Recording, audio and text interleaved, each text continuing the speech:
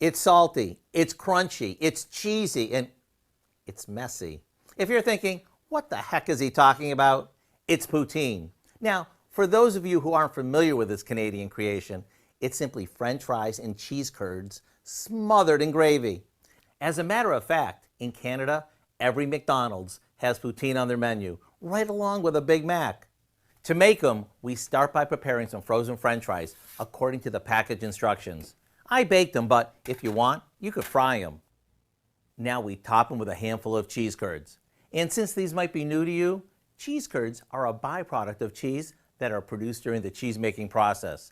They have a mild flavor and they sort of squeak when you bite into them.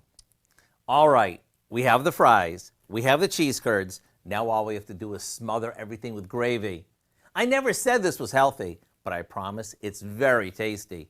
And whether you eat these as a go-along or as the ultimate comfort food, they're almost impossible to resist. To get the recipe for what we call perfect poutine, including the homemade gravy, simply visit our website. I'm Howard with Kelly in the Mr. Food Test Kitchen, where today we found a Canadian-inspired way for you to say, ooh, it's so good. You don't need a